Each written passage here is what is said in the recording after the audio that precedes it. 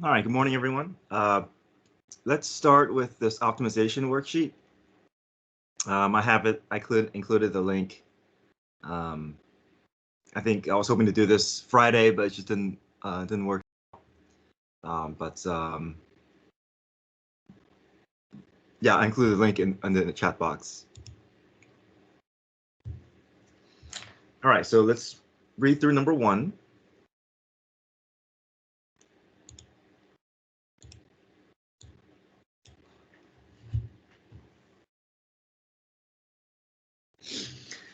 Okay, so a farmer plans to fence a rectangular pasture adjacent to a river. Okay, so there's no fencing here.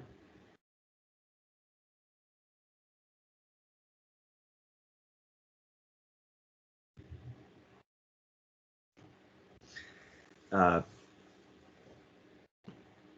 pasture must contain 245,000 square meters in order to provide enough grass for the herd. No fencing needed along the river. What dimensions will require the least amount of fencing? So we have to look for our keyword, right? What is their keyword and what equation are we trying to optimize here?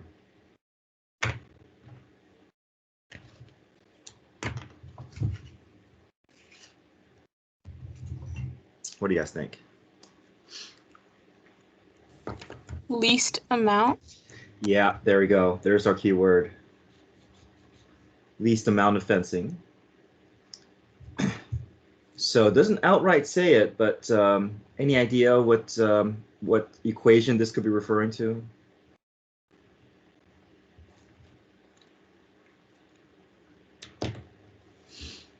Perimeter. Yeah, the perimeter, right? This is the amount of fencing, right? So I want to know how much fencing that I need. Perimeter, okay, not fully around the entire enclosure, but it's just going to be along 3. Still call it perimeter. Okay. So we're trying to optimize perimeter. Okay, we add the 3 sides, x plus y plus y. Good.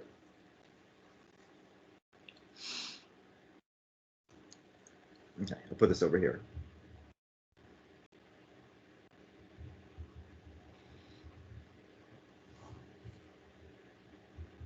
Okay, but we need some help, right? We have too many variables, so the help is going to come from what?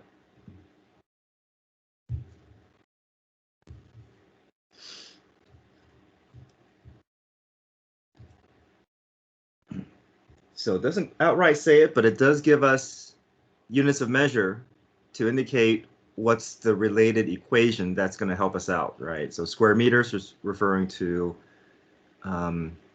what unit there?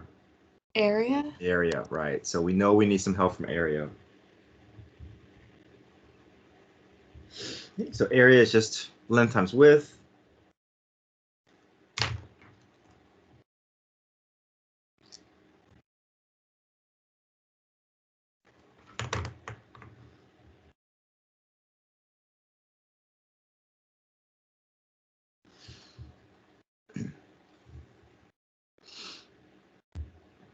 Okay.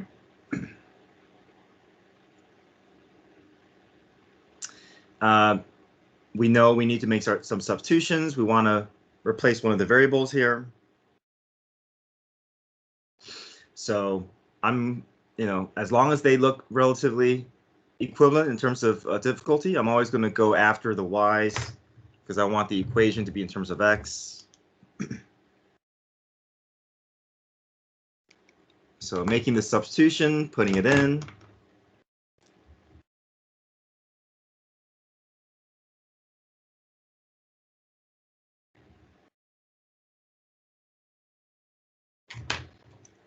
So now this is going to go in for my y.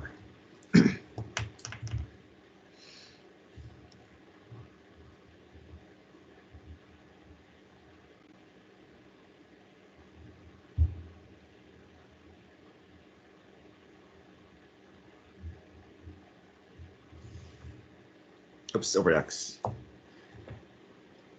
Let's see.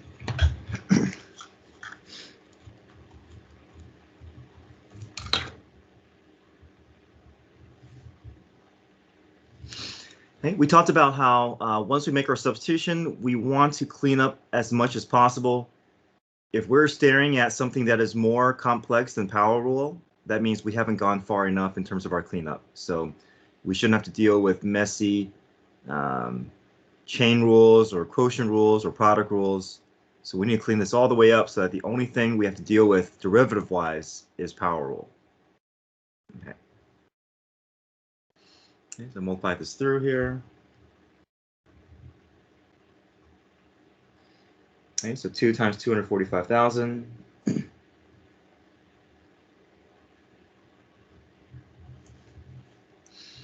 Okay. Something is still out of place. I'm going to bring this x up so I can rely just on power rule, right? We can't do power rule unless every variable is sitting up in the numerator.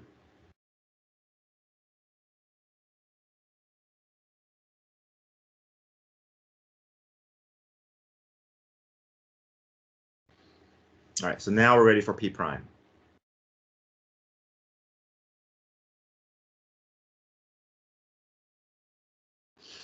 X becomes 1.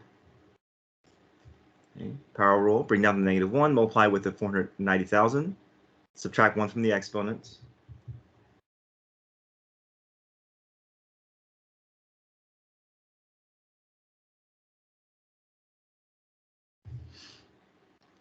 Okay. And we always set the derivative equal to 0 because that's going to be where our optimal solution will be, whether it's relative max, relative min.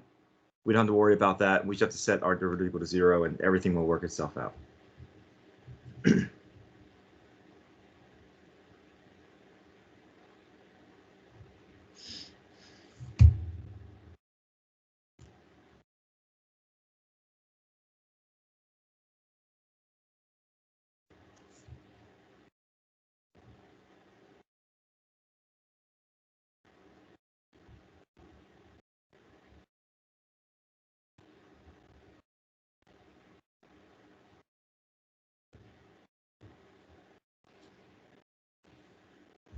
Cross product, take the square root of both sides, plus or minus comes out of it, but negative is not going to make sense for our problem that is involving distance. So we only keep the positive value.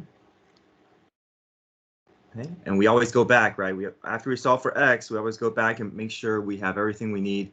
It says what dimensions, so we have x, we need to find y, and we always have an equation available for us. There's no need to create any equations, just have to find it. So looks like I have an equation I can use there to find y.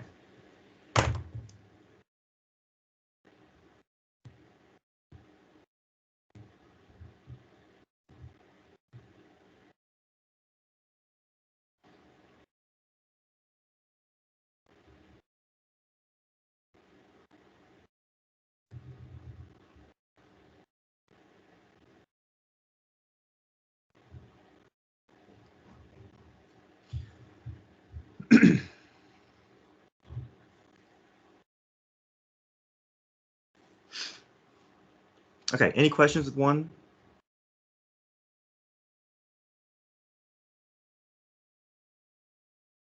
All right, moving to number 2. Shipping crate with a square base. So it's going to be in the shape of a box here.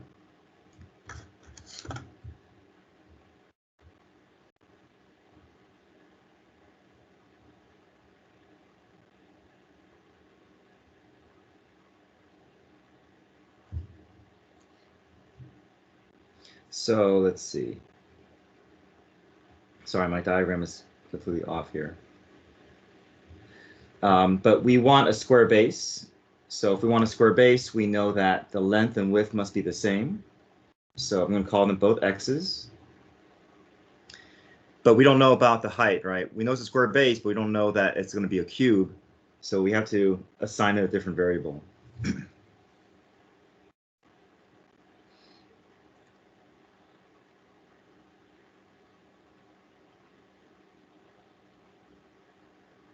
Okay.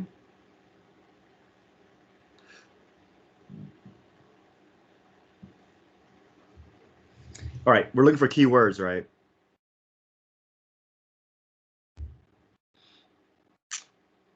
What do you think is the keyword that we're looking that we see here?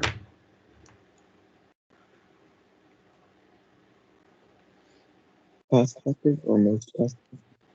I'm sorry? Most cost effective?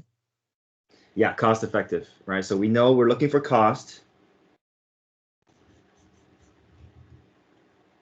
Now, in a two-dimensional problem, if we're dealing with cost, we know it's going to be perimeter related. But in a three-dimensional, we're dealing with cost. We're talking about the amount of material, right? The amount of material is going to be surface area. So that is ultimately what we're trying to target. We're trying to target cost, but in a three-dimensional world, we got to involve surface area. Okay. So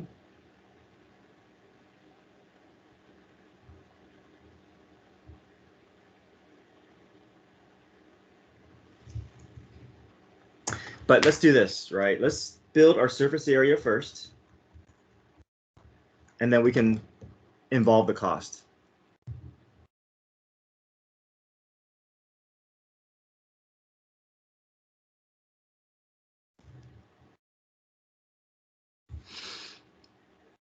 Okay. So the surface area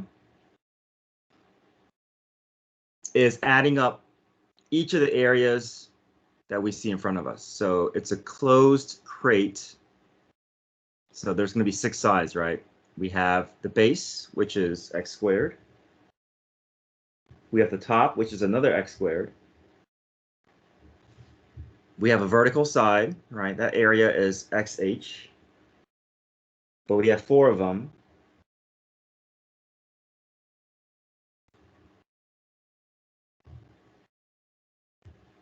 So combine some terms. Okay.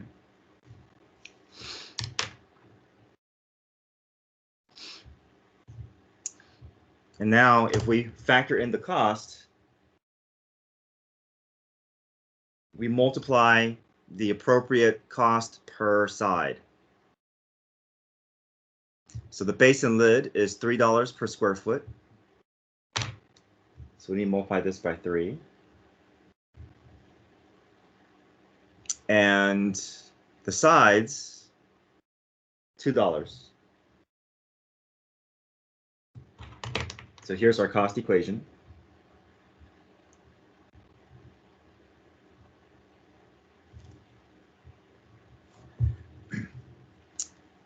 We look at our cost equation closely on the right side. We recognize that there's too many variables. We need some help. And the help is going to come from our volume equation. We know that ultimately this is what we want to get to the point where we can find the derivative. So volume is length times width times height.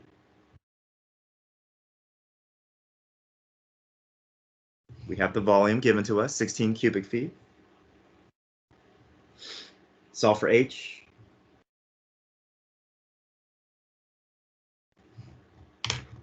So this is going to now go in here.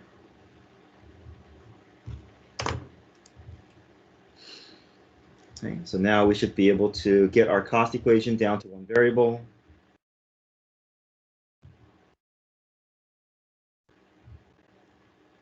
Okay, keep cleaning up so that the only thing that we need is power rule. So 8 times 16, 128. X and x squared cancels out. There's still an x left over in the bottom, but we're going to bring it up, get it prepared for power rule.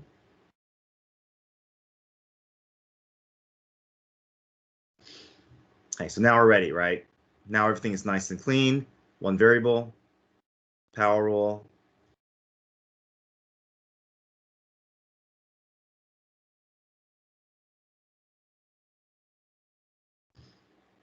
Okay, we set our derivative equal to 0, always. And then we work our way down to our answer.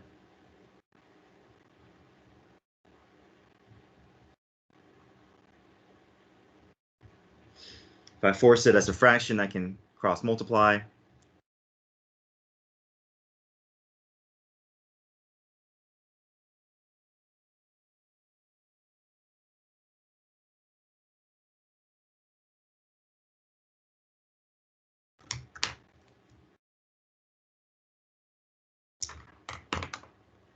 It's not going to come out to be a nice clean number, so we'll just take the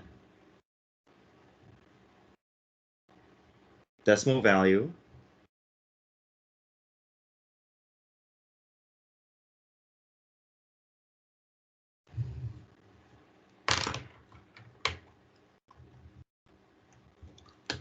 Okay. Any questions up to this point?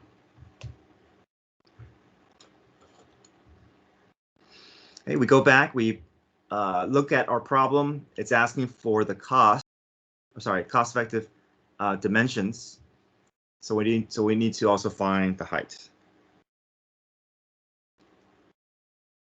So we're looking for dimensions here.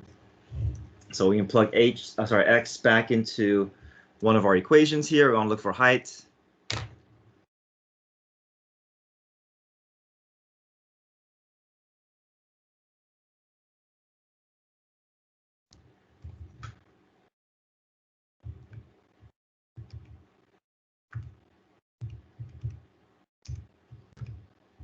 .30. There we go. Dimensions.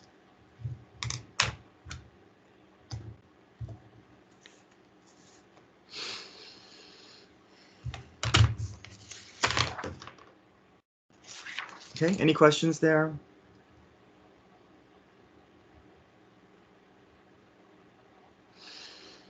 There's also 3 and 4 on the back, but I may save that for the afternoon. I want to do the derivative graph handouts, that link that you see in the chat box there. Does anybody still need to look at number 2?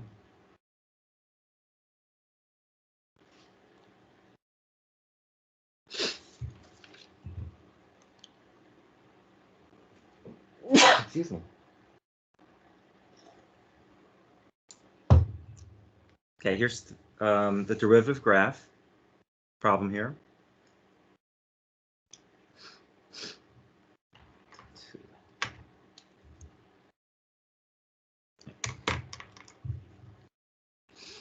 All right, so given the derivative graph, what we're going to do is we're going to create 2 sign lines, one sign line for our for slope and another sign line for concavity. And if we can create those 2 sign lines, then that's the bulk of the problem there in terms of the complexity. Just having to get to those 2 sign lines, and everything else is a little bit more straightforward after that. Okay, so let's start off with our f prime, or our slope sign line.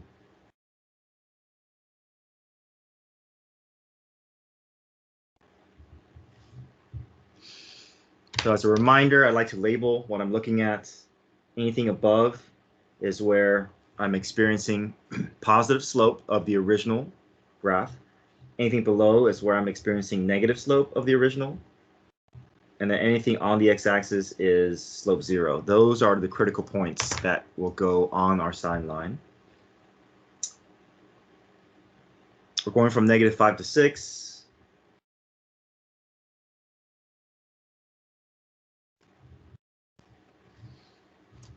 I find all my x-intercepts, so -3, -1, and 2.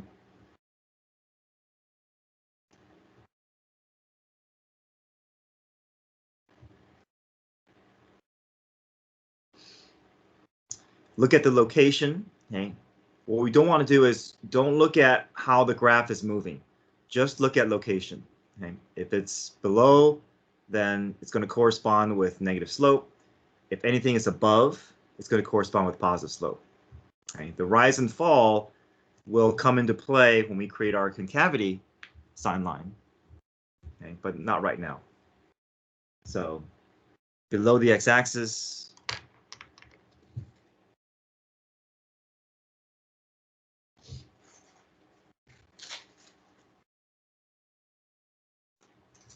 so maybe I can make things more clear here. Anything below the x-axis are all going to correspond with negative slope. Anything above the x-axis is going to correspond with positive slope. Okay, so negative region here, still negative. But then from -1 to 2, it's above, positive slope. And then from 2 to 4, negative.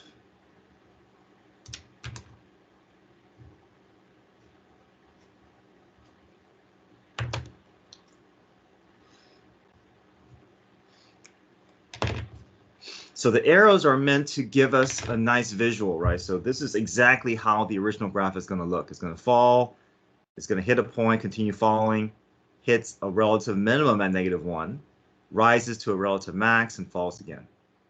So we know that there's a relative min at x equals -1.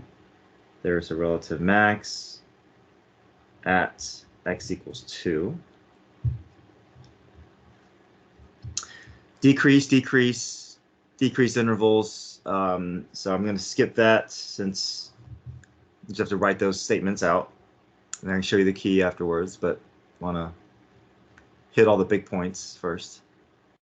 Okay, any questions here?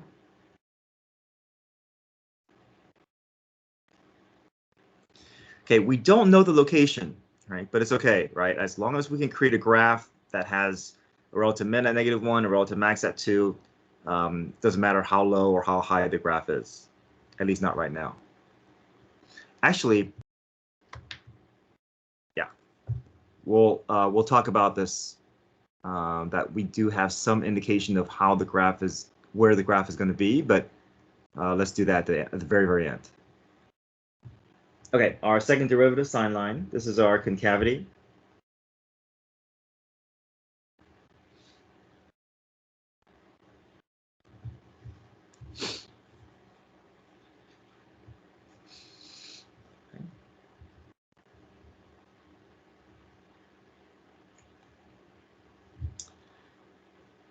Okay, so now we're going to look at the slope.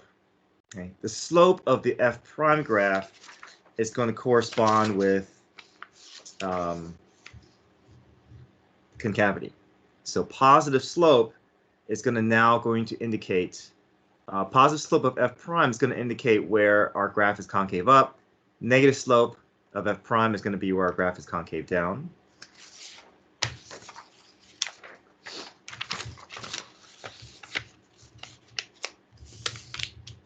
So I have a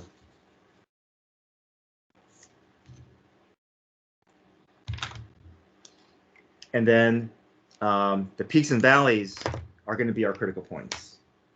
These are going to be now our POIs.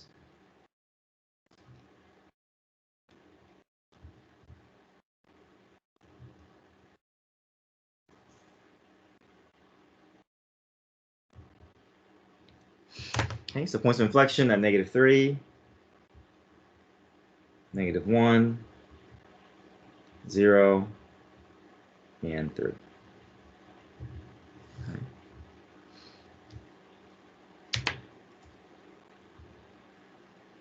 So concave up is defined as where our slope is becoming more positive. Concave down is where our slope is becoming more negative. So I'm going to highlight where my positive slopes and concave up is. So concave up here, concave up, concave up. Okay. Negative slope is going to be where concave down occurs.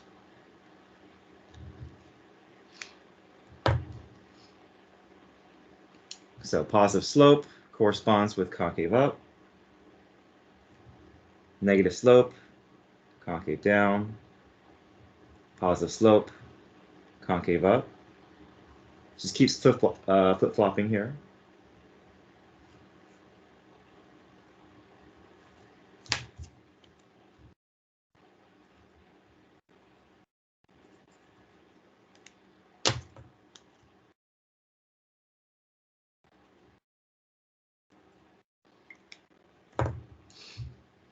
Okay, we can write our intervals of concave up, concave down. We know our points of inflection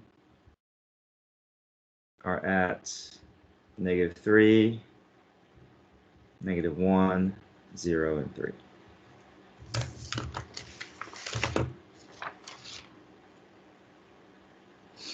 Okay. Okay, let's see if we can create our sketch of the f of x graph. I'll talk about what we can do with that range information, but right now let's just create the picture and then we can come back to this.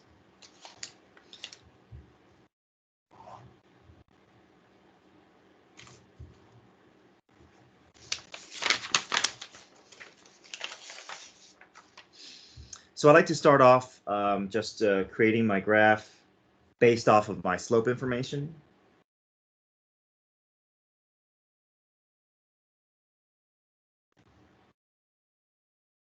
Okay, so now I'm no longer going to look at my f prime graph anymore. Everything is going to be based off of my sine lines.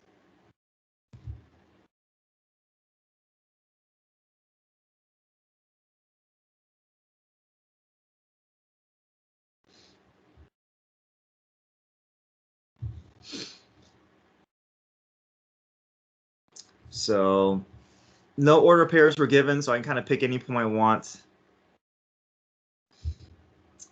So I know my graph's going to be decreasing for a little bit, so maybe I set my graph. I'm just going to target where my relative max and mins are. I like to make things distinct, so if I see a relative minimum, I'm going to just target a point that is relatively low on my coordinate plane. If I see a max, that's going to be where I'm going to target a point to be relatively high. So I know my general pattern, right? My graph is going to decrease to -3. It's going to continue decreasing all the way down to -1, relative minimum, increase all the way to +2. I mean, x value at 2, decreases, and then continues going down, or at least till 6. So I want my graph to follow the path of the arrows that I have here. So decrease, flattens out, decrease, relative min, increase, relative max, decrease. Not perfect, no curvature involved, but at least I've mapped out the path of my graph.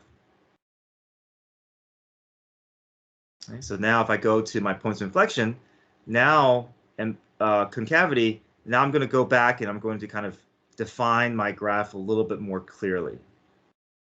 Okay. So we know there are points of inflection at -3, -1, 0, and 2.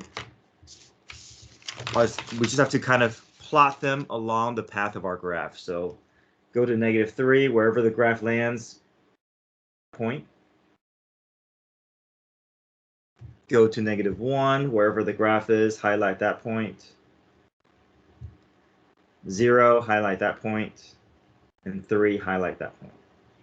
So now we have some targets. We know our graph is going to change curvature at those points. So -5 to -3, we want concave up. So I want this part to be concave up. Concave down, so I want it to have that concave down shape between -3 and -1.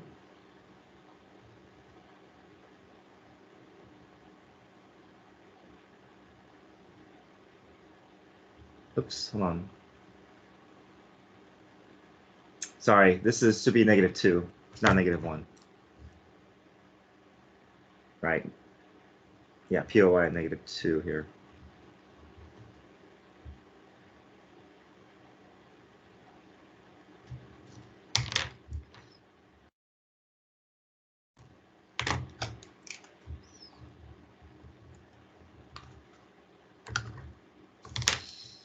Okay, so concave down.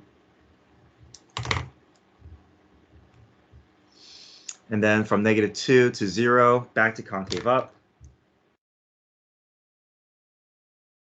From 0 to 3, concave down. There's my 3. And the rest of the way from 3 to 6, concave up, but my graph's going to be decreasing. So it's concave up, but it's never going to fully have that full concave up shape. Okay, it's just going to. Okay, so let's make sure we understand that, right? That we have to maintain negative slope. So we're only going to display this portion of concave up, right? If we do a full U shape, then we're breaking the property of the slope that we want, right? We've already mapped out our path. We don't want it to go back up because we already know the graph is going down.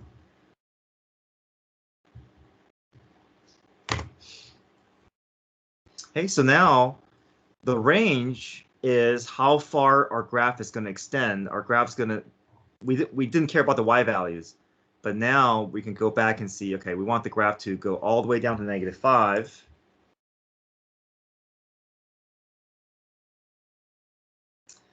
So we can either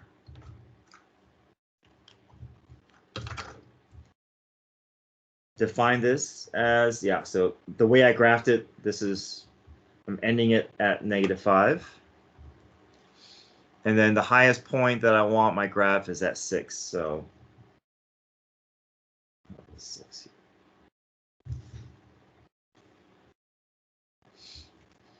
So however your graph ends up, we want to just give it the appropriate y values. Okay, last thing is to create our second derivative sine line, or second derivative, sketch the second derivative graph. And to sketch the second derivative graph, we're only going to base it off of the second derivative sine line. That's the only thing we're going to look at.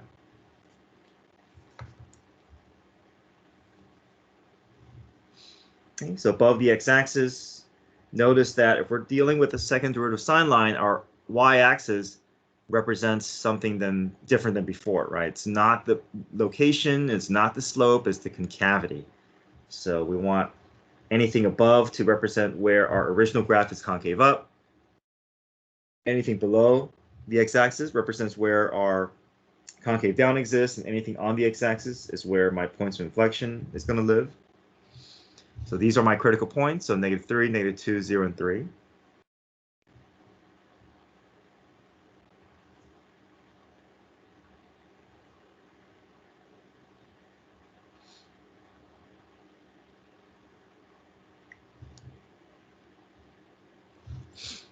Okay, I want my graph to live above the x-axis, but it's going to have to connect to this point, so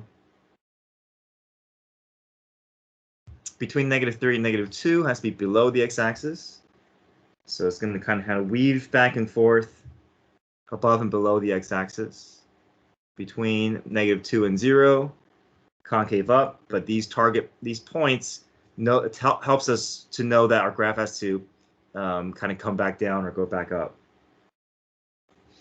Between 0 and 3, and then to the right of 3 above. Okay.